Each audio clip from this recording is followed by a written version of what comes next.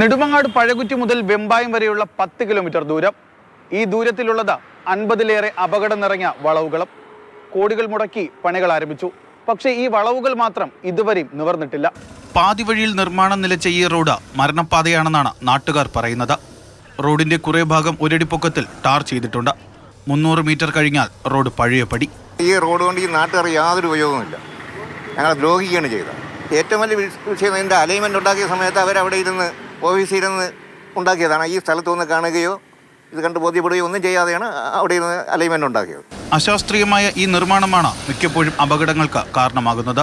സ്ഥിരം യാത്രക്കാർക്ക് റോഡിന്റെ സ്വഭാവം അറിയാവുന്നതുകൊണ്ട് അപകടത്തിൽ നിന്ന് രക്ഷപ്പെടുന്നു. പുതുതായി യാത്ര ചെയ്യാനെത്തുന്നവരാണ് അപകടത്തിൽപ്പെടുന്നതും.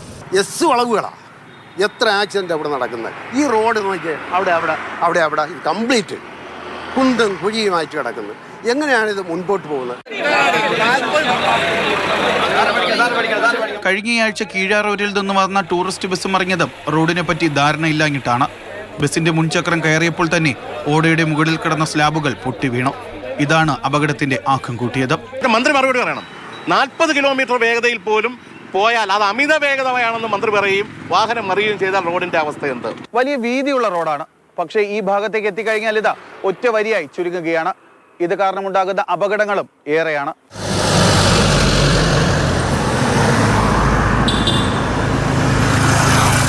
ഈ 2 ലെയറാണ് പ്രശ്നം. ഈ 2 ലെയറിൽ കയറി ചർക്കി വണ്ടി വീണിട്ട് ഞാൻ ഇവിടെ നോക്കിക്കൊണ്ടിരിക്കുകയായിരുന്നു.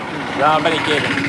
അപ്പോൾ ഇവിടെ ചർക്കി വീണ് ഇവിടെ നിന്ന് ഏതാണ്ട് വണ്ടി കിടക്കുന്നതിൻ്റെ അത്ര ദൂരത്തിന് റോഡിൽ ഉരഞ്ഞു പോയി. ചില വണ്ടികൾക്ക് ബാലൻസ് പോകുന്ന ഇതാണ്. ഈ സ്പീഡിന് വരും, നല്ല റോഡെന്നും പറഞ്ഞ് സ്പീഡിന് വരും.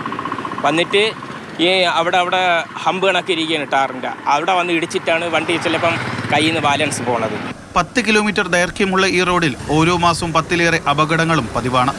റോഡിലെ അപാകതകൾ പരിഹരിക്കാൻ പൊതുമരാമത്ത് അടിയന്തര ശ്രമങ്ങൾ നടത്തണമെന്നാണ് നാട്ടുകാരുടെ ആവശ്യം. രതീഷ് പെൻപകലിനൊപ്പം ജിബിൻ JB, മാതൃഭൂമി ന്യൂസ്, തിരുവനന്തപുരം.